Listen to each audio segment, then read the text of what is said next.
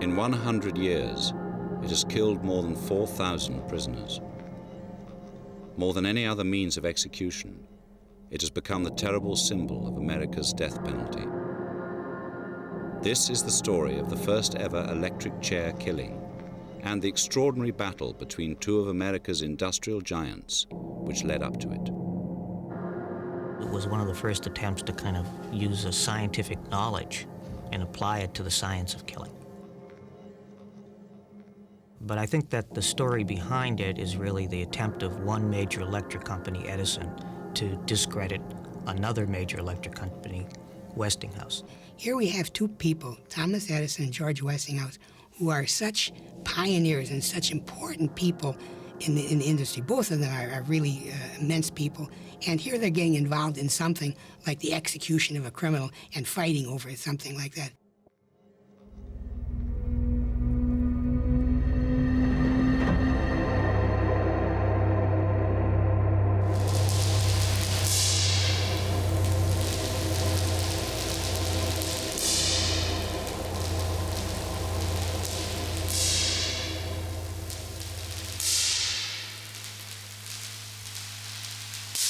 I think electricity was mysterious to almost everybody in the world in the 1880s and 1890s. It was a mysterious force that was dangerous. It could electrocute you. It was lightning. It came out of the skies almost like an act of God. It was invisible. It was immensely powerful. And I think it was this incredible sense of mystery that people approached this new servant, as it was seen at the time.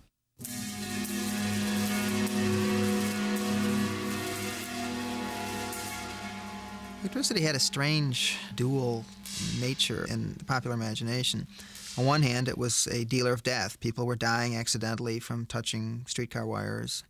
But also electricity was perceived as, to a certain degree, as a giver of life. There were electric insoles for shoes. There were electrical belts, electrical galvanic belts to restore men's virility. Electricity was perceived as having a nearly supernatural quality.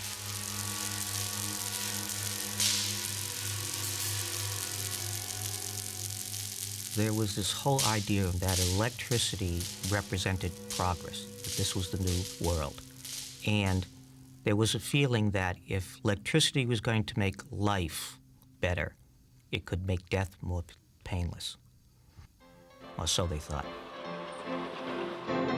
In 1880, America was on the cusp of an electrical revolution. Horsepower and steam power had built cities which teemed with life during the day, but were dark and brutal when night fell.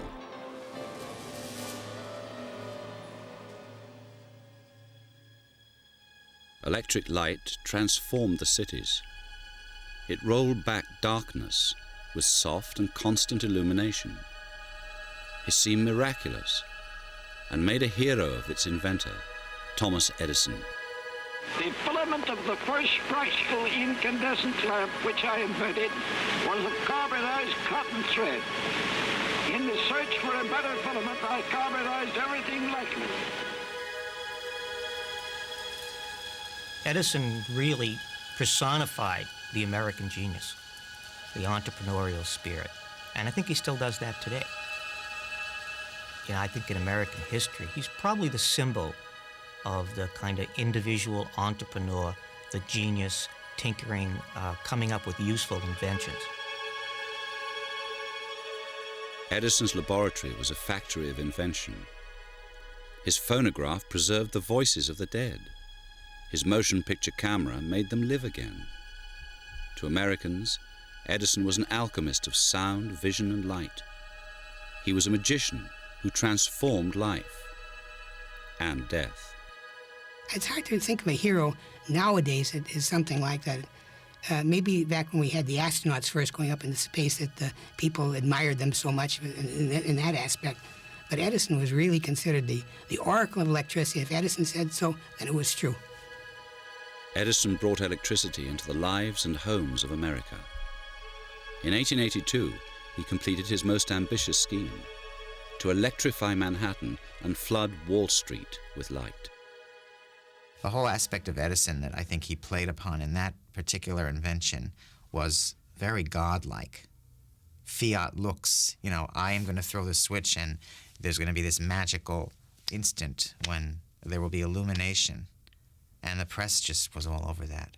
It was sensational, sensational. Edison's triumph was a beacon to other industrialists. He had created a new market as vast as America. To competitors, it was irresistible. And in Pittsburgh, the giant Westinghouse industrial empire began to investigate the market for electricity. In 1882, George Westinghouse was at the peak of his powers. He had made his fortune in railway equipment. He saw his future in electricity. He set out to challenge Edison's electrical dominance, combining ingenuity with industrial might. During Westinghouse's lifetime, he started 60 companies, but he had 50,000 employees, which was by far the biggest employment workforce of anyone up until that time. He was one of the first visitors to come and admire the Edison system. But it's in the nature of any industrialist and inventor to basically, number one, find out what other people are doing, but then next, how can I do it better? Edison used direct current. Rotating magnets generated the electricity, but the fluctuations were evened out to produce a one-way current. The system worked best at low voltages with short transmission runs. Edison's vision was of a DC generating station on every street corner in built-up areas. He believed in what direct current stood for, that it was over a shorter distance, that it was a way to keep connected with the consumer, that it was a way to keep control over electricity as a commodity. Edison may have been first, but as a system, direct current was vulnerable to Westinghouse. Direct current had its limitations. Couldn't be transported over great distances. You needed very large copper wires to do that. So you have a copper wire. To go a mile, you need a copper wire the size of a man's leg. Westinghouse pioneered a system which could travel over thin and cheap copper wires. It also used revolving magnets, but used the rapid fluctuation in polarity to create an alternating current. He built transformers which wound the current up to high voltage, making it lethal. But Westinghouse's system had positive advantages over direct current, and he invested massively in AC. George Westinghouse was a brilliant inventor. He very quickly grasped the significance that with alternating current, you could transmit the power over a very long distance. And so you didn't have to have a power station in everybody's backyard, as you did with direct current.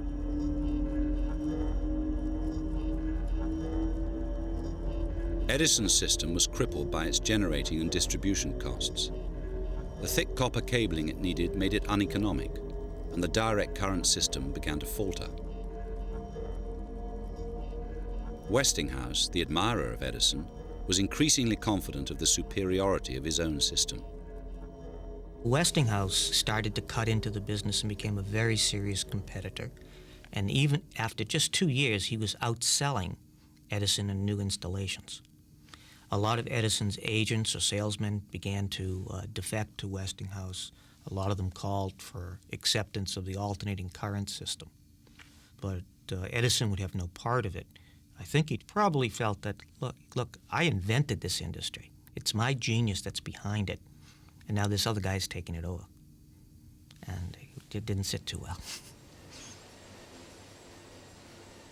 When you have another rival for a different type of transmission of electricity, then you've got the seeds for conflict. It's beyond technology. By that time, you had the money and the stamina and the ego to outrun anybody else. It was a question of who was going to remain standing at the end of the day, who was going to remain standing. It's a very ego-based thing. Edison, the electrical pioneer, was challenged and affronted. His will was total, and a contest was underway which would see electricity put to its darkest use.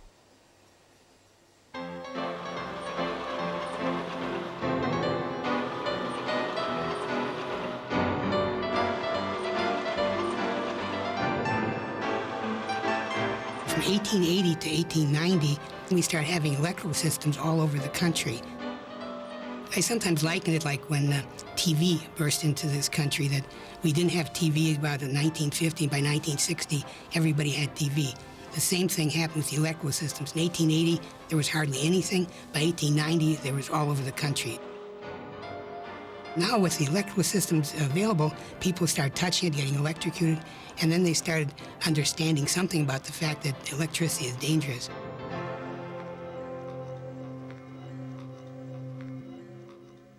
One of the questions that came up, and one of the big advantages of DC, direct current, was that it was safer. It traveled at lower voltages and was perceived as not being as deadly. When Edison began to kind of lose the marketing war with Westinghouse, he started to look at and focus on his main advantage, and that was safety. Edison seized upon the new battleground, and his organization started to pump out stories trumpeting the lethality of high-voltage alternating current. Edison was fighting back, associating Westinghouse's AC current with the fear and mystery of death by electrocution. They had no concept at all of electrocution. Some thought it might be its effect on the brain, on the spinal column. They just had no idea. They have cases like in Buffalo, New York, where a man went into a generating station when he was drunk, and he put his fingers across the generator and got a shock, and he died relatively quickly. And I thought, gee, isn't that a nice way to kill criminals? Because look how quickly the man died.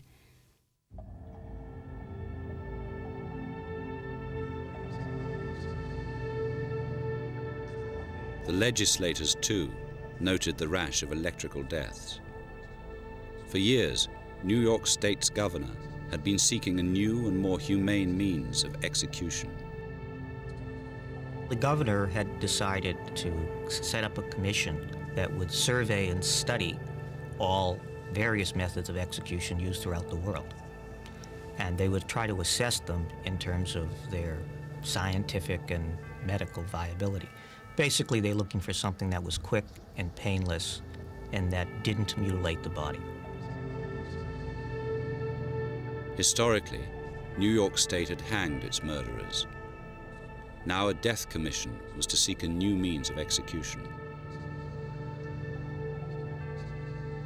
There had been a number of bungled or botched executions, and these botched executions were horrible affairs. When you hang somebody, if you don't do it correctly, two things could happen. One is if you didn't drop them far enough, then they would end up strangling to death. And that may take 30, 35 minutes. There are actually scenes where friends and relatives have jumped on the person's legs and hanged on them so that they could hasten his death.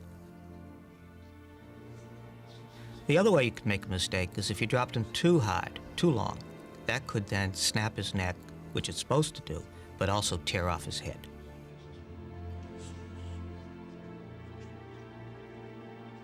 Their report, this 90-page report, which is sort of a world tour of executions, there were 5 that they finally came to the conclusion were possible. One was the garrote, which is a metal collar that goes around the neck. They decided that was not acceptable because that smacked too much of the Spanish Inquisition. They considered a firing squad, but they didn't want Americans to associate firearms with execution. They considered the guillotine, but that was considered not appropriate because it was too French and smacked of the French Revolution. So what this is largely about is the way New York and Americans were trying to define themselves, and define themselves as technologically advanced.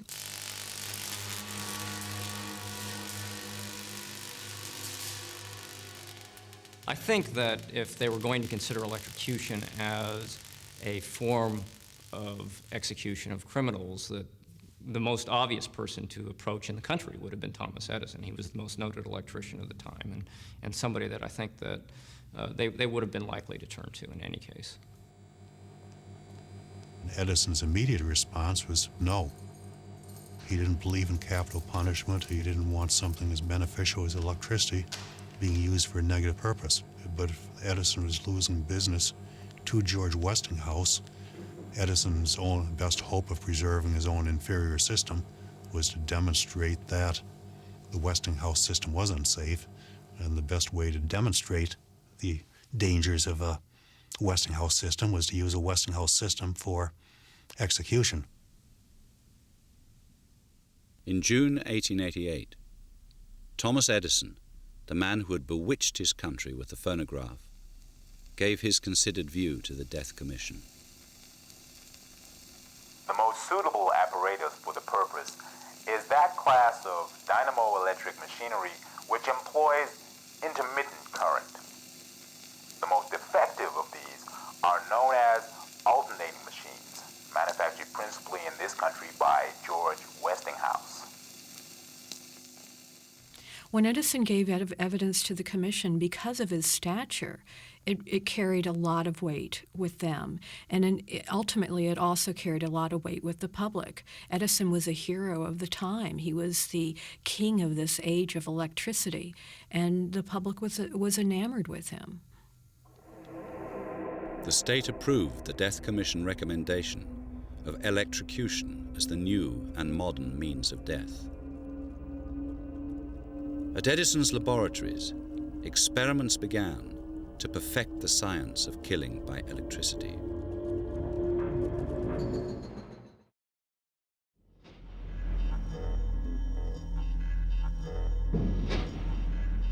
At Thomas Edison's laboratories, engineers began to test the killing potential of electricity.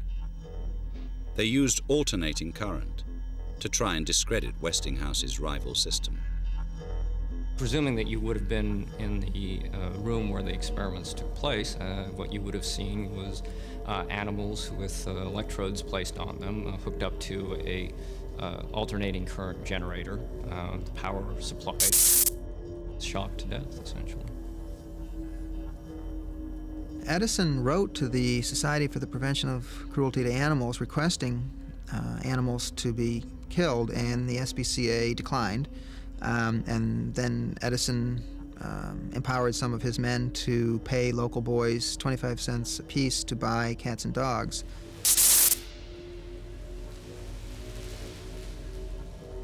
As it turns out, cats were not very usable, whether because of the fur or for other physiological reasons. They didn't work as well. There was a lot of evidence that some of the executions didn't go very well, that some of the dogs took a long time to die. There was howling. They would fall exhausted to the floor, but still alive.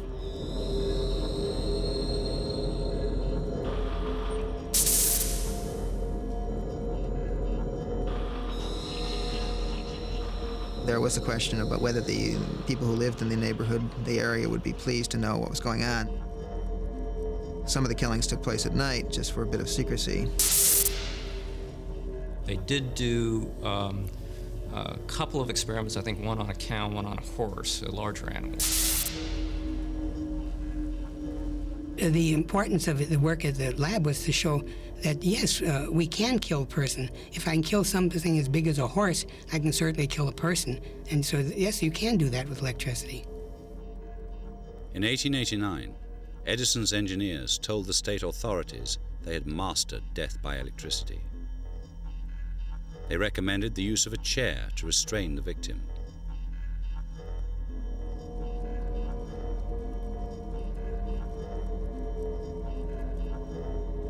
George Westinghouse protested their experiments were part of a commercial war against alternating current, but an inexorable process was moving against him.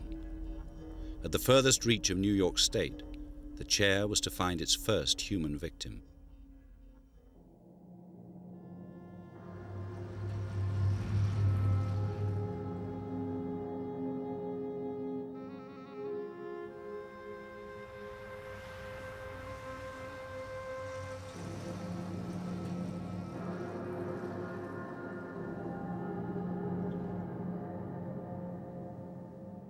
The upper crust of the city called it the infected district. It has been described as one of the wickedest places in the world, known as far as Singapore and Hong Kong for the wide-open lawlessness character of the area. Murders, rapes. It was a place of houses of ill repute, one 4-block stretch of Canal Street, 78 houses of ill repute and 123 saloons, and that's just the main street. On the rough and brutal Buffalo streets, a 29-year-old called William Kemmler plied his trade.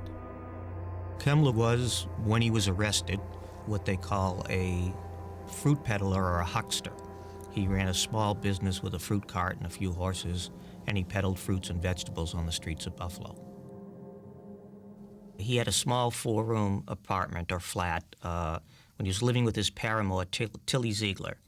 And he had taken to drinking and staying out late at night, although he was still running his business effectively in the mornings and during the day. But he had a reputation of kind of being a uneducated, loud, kind of boisterous individual who was inclined to drink too much.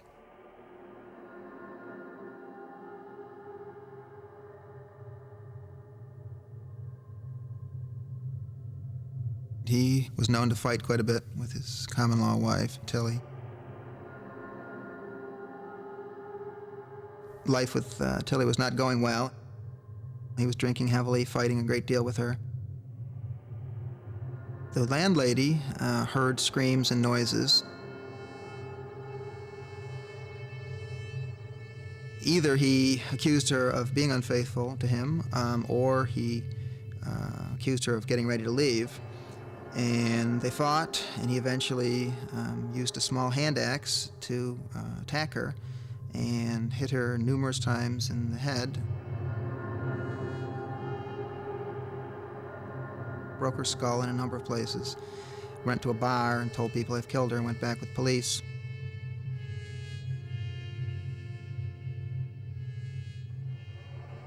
Her 3-year-old daughter had witnessed the whole murder, and she told either reporters or police that Papa had killed Mama.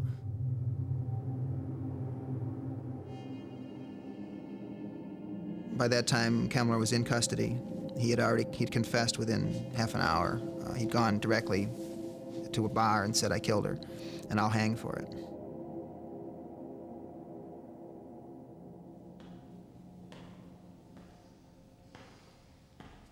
In May '89, Kemmler was sentenced to die at Cayuga County Court, Buffalo. New York State had already passed its electrical execution law, and Edison's engineers were designing the equipment. The state law did not say what kind they needed, but Edison and his friends secured some Westinghouse generators through a backdoor method. Westinghouse refused to sell them the generators, and they tried to get through some Westinghouse dealers, and they couldn't get it. But then they were able to go and get some used equipment dealer to get a Westinghouse generator, because they very much wanted to use a Westinghouse generator for the execution. They could have used other people's generators, but they wanted Westinghouse to try to give Westinghouse a bad name. If Westinghouse had had the DC system and Edison had the better AC system, I think it would have been out of character for George Westinghouse to devise an electric chair as negative advertising against his opponent. Westinghouse kept the high road. He actually wrote quite eloquently in some learned journals over acknowledging that high voltage was potentially dangerous in the same way as drinking too much whiskey was dangerous. Kemmler's lawyers launched into a marathon series of appeals. He was the first man to be marked down for death by electricity, and he was becoming a celebrity. The appeal hearings were very big news at the time, nationally and internationally. The international press was very interested in the Kemmler case. The major argument at the appeals was that electrocution violated the cruel and unusual punishment clause of the Eighth Amendment as well as the New York statute, which sounded very much like the Eighth Amendment's cruel and unusual punishment clause. So in other words, Kemmler had to show that electrocution was definitely a cruel and unusual punishment.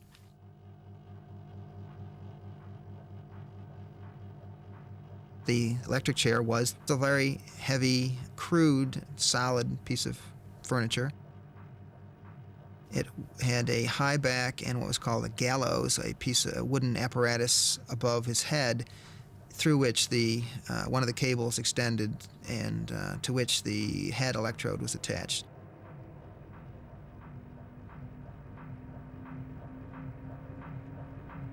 The equipment had lethality, but still had no official title. Somebody suggested dynamort, electricide, ampere-mort, things of that sort. And it's kind of interesting that some people, friends of Edison, suggested calling it to be Westinghouse. If you're electrocuted, you're going to be Westinghouse, because he didn't like Westinghouse. He didn't like Westinghouse current. He felt it was dangerous, and he thought that's what they should call it.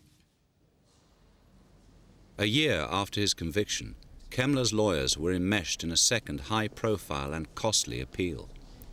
Kemmler, the sometime fruit peddler, was represented by the best and most expensive lawyers in the state.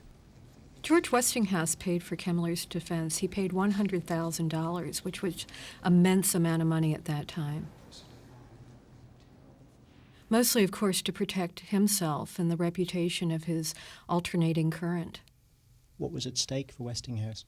What was at stake was a big financial loss for him. If alternating current was used as a method of killing people in the United States, then most likely nobody would ever want to use it in their home. I always think of that as such a strange period in our life.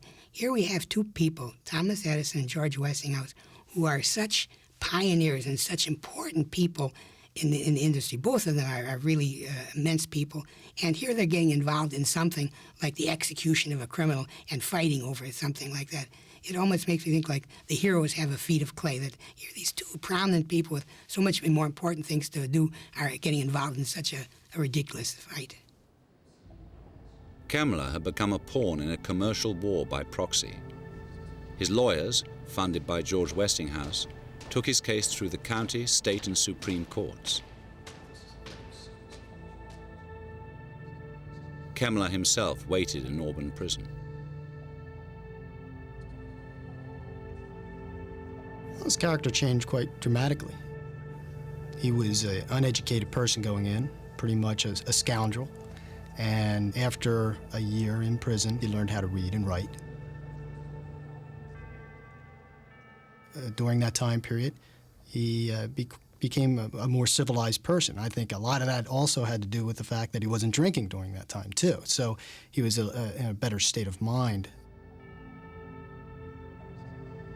Some reporters claimed that he had lost his mind and was raving. Others claimed that he was very calm, placid. It's very likely that he was passive, as he had been through most of his time in Auburn. He'd learned to write his name, and he wrote his name repeatedly, dozens and dozens of times, and gave away these autographs.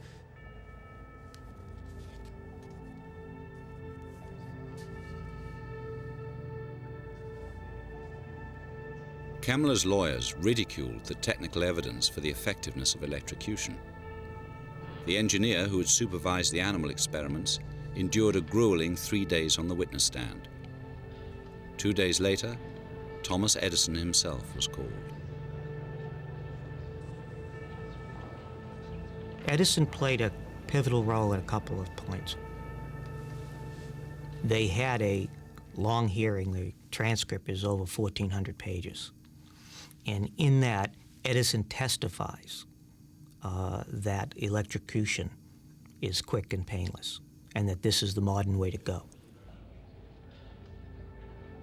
The cross-examination revealed that he really had no idea what the effects of electricity on the human body would be. And the attorney did an excellent job of kind of showing that. But still, he was the man on electricity, and since there wasn't anybody on the physiological effects of electricity on the human body, Edison was able to carry the day.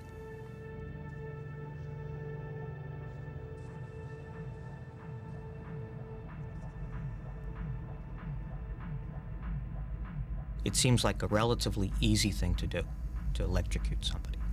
But you have to do that without burning the skin or the flesh.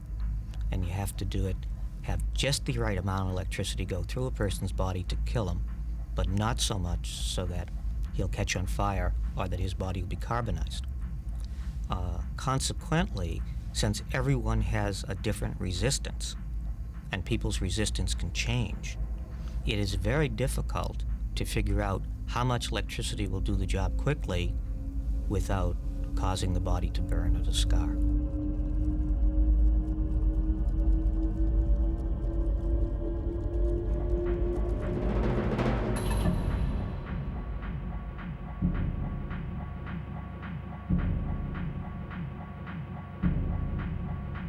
On the eve of the execution, the chair was given a trial run using a calf. America was to stage the world's first electrical killing, and the world was watching.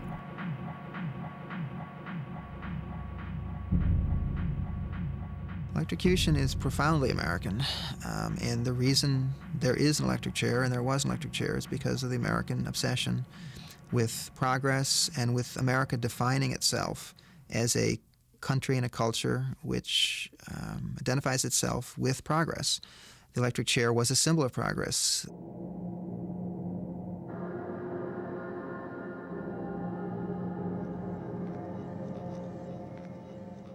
What happened is that there were 27 witnesses, basically men of science and medicine, who had been invited to witness the execution. And they arrived at the prison sometime around 5 a.m.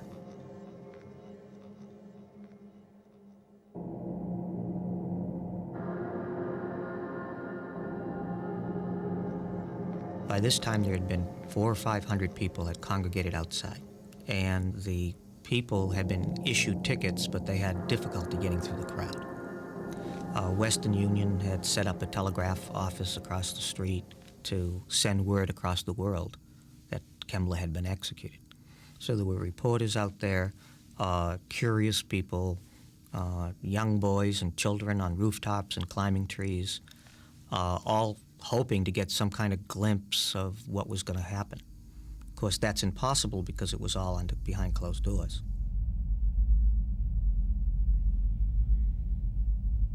In the meantime, the warden went down to Kemmler's cell, which was in the basement, and he basically told William it is time.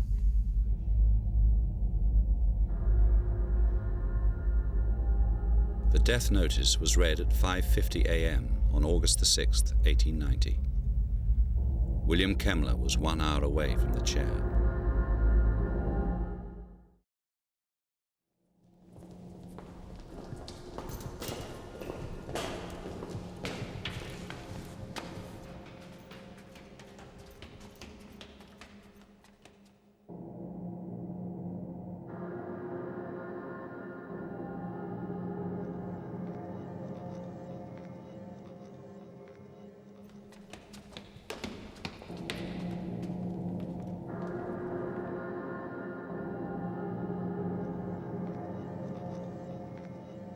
When you arrive at the prison, when you meet the other witnesses, it feels very much like you're arriving at a wake or a funeral.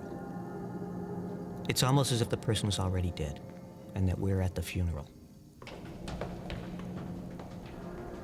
Nobody takes any pleasure in it. Even the Attorney General who's for the death penalty, the warden who's for the death penalty, nobody's taking any pleasure in it. It's kind of very impersonal, and it's like this is a job that has to be done.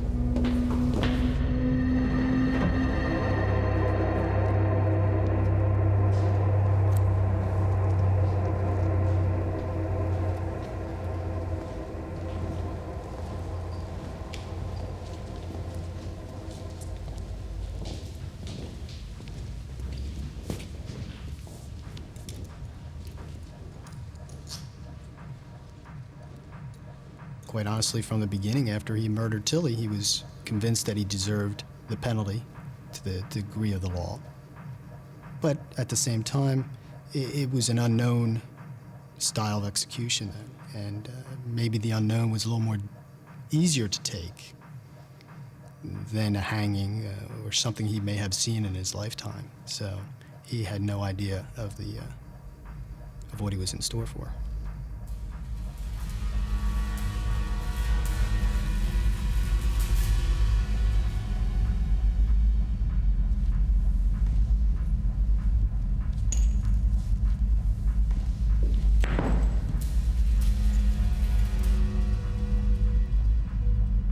some generators at a building removed from where the executioner was located. And so they had a steam engine which drove these generators, and that's what produced the electricity. For Kemmler's execution, he sat in the chair with the electrode on his head, and then there was an electrode on the base of his spine, and they put the electricity down through the spinal column.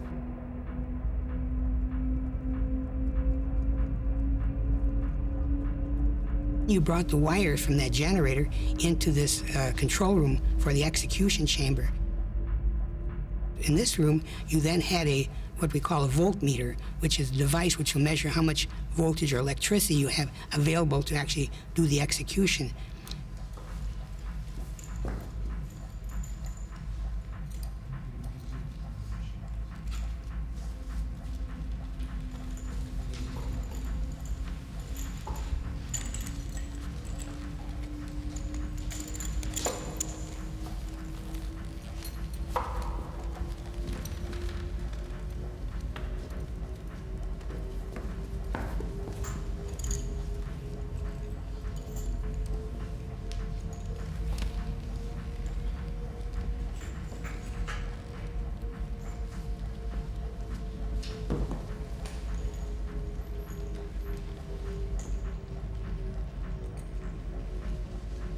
The unusual thing is that Kemmler seemed to be the only calm person there, and one with the presence of mind. So several times he asked the guards to adjust the straps to make sure that they were tight, to adjust the skull cap to make sure that was making a good contact, and that he wanted everything to go smoothly, and even asked the warden to just take your time and just do it right.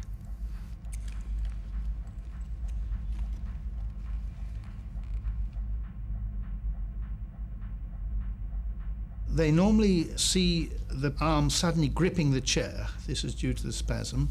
They often see steam coming out of their mouths or their ears, and occasionally flames, because the heat of the electrocution melts the fat in their faces, and it sometimes vaporizes and it sometimes catches fire. His last days were fairly calm, passive, placid, but he was also praised quite frequently in the papers for his manly behavior near the end, that he went to the chair without argument, without demonstration of unmanly emotion. His ox-like submission, one of the papers referred to, that he was accepting of his fate.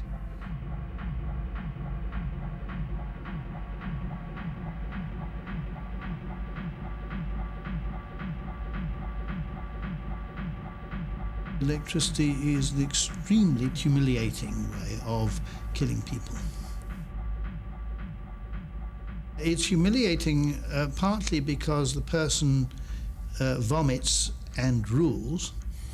Their tissues swell up like a Michelin man and may burst.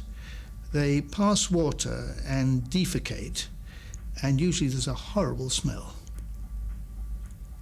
What's the smell? Well, the smell is actually boiling urine, boiling feces, and burning skin. A pretty unpleasant smell altogether.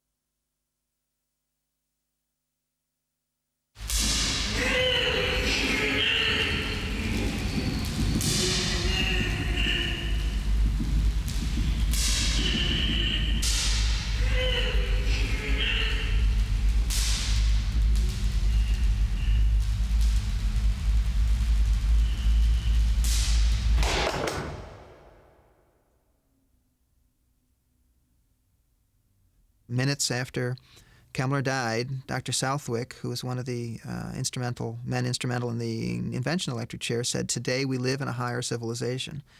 He was pleased. He said, "I am one of the happiest men in the state of New York today." And over again, there was talk of increasing civilization, a higher civilization, and the word progress appeared repeatedly in the arguments for the electric chair. The warden said, "Kemmler is dead." And then somebody in the crowd yelled, "He's still breathing." And Spitzka screamed, "Get the electricity back on."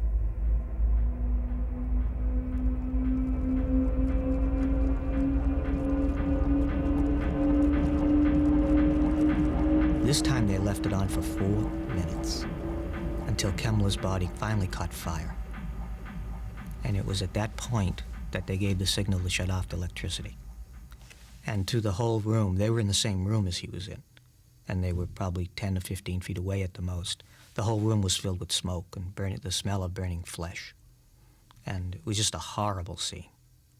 They didn't have the generator tied down properly, so when they were putting the current through Kemmler, they were running a generator with some belts. The belts were coming off of the generator, and the person had to be up there trying to push the belts back on as they're getting the electricity into Kemmler's body.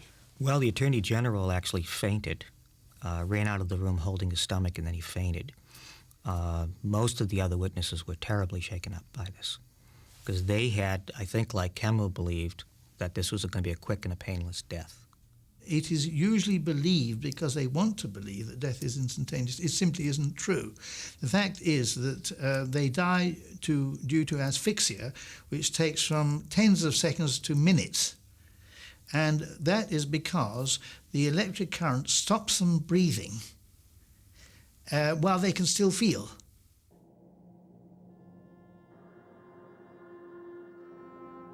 They came in a half hour later to perform the autopsy. But what they found is that his body was still too hot to move, and therefore they had to wait 3 hours for him to cool off. And the autopsy showed that most of the skull itself had become carbonized or totally burnt. The brain itself did not seem to be affected, although the blood in that area had turned black, and in the rest of his body it had turned kind of a watery substance.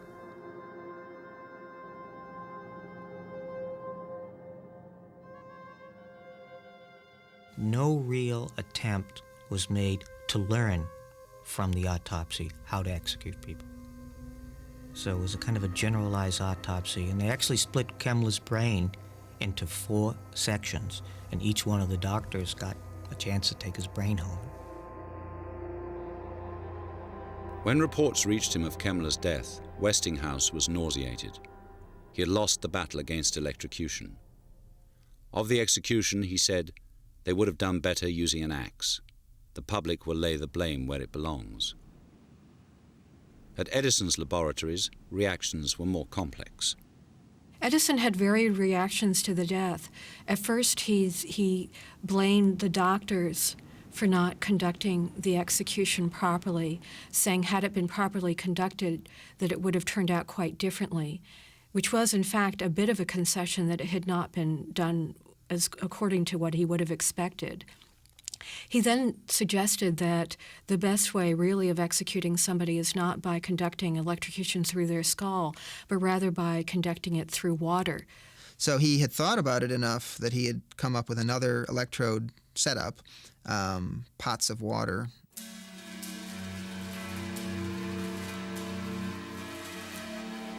Which turned out to be not at all effective. One time, Edison suggested that they could use handcuffs on the person and then make the electricity go through the handcuffs and kill him. Was that a sign of desperation in a commercial battle?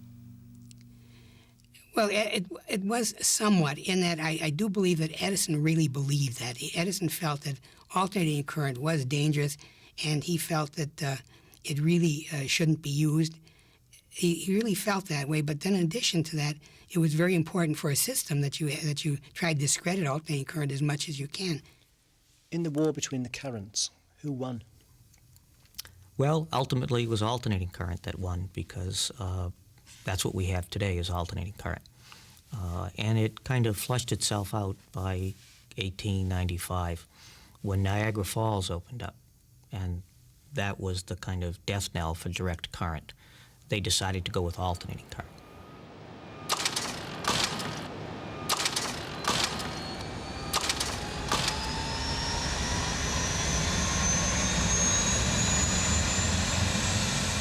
Although Edison was losing out already, this was kind of like the final blow. This was major commission putting all their eggs into the alternating current basket. Niagara was an industrial cathedral, a massive endorsement of the powers of Westinghouse's alternating system. It drove electricity and light 25 miles from Niagara into the dark heart of William Kemmler's Buffalo. It was a feat beyond direct current and a final, emphatic triumph for Westinghouse.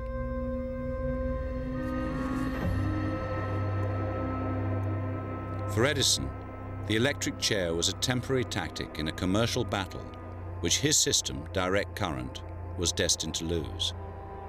William Kemmler had been a convenient tool, but his execution cast a long shadow.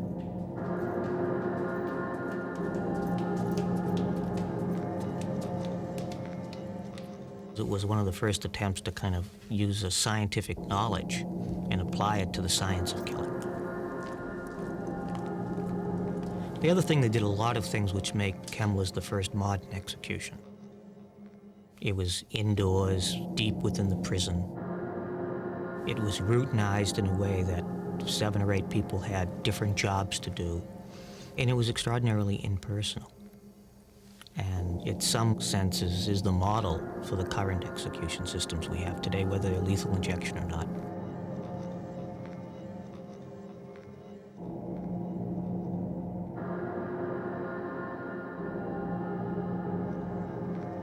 The history of the electric chair is generally thought to be a kind of an impulse to be humane and to be kind and to produce a quick death. But I think that the story behind it is really the attempt of one major electric company, Edison, to discredit another major electric company, Westinghouse. And that Kemmler, therefore, and the electric chair itself becomes a kind of pawn in a larger game. And that I think it shows us that very often people can use lofty social goals to pursue pecuniary interests.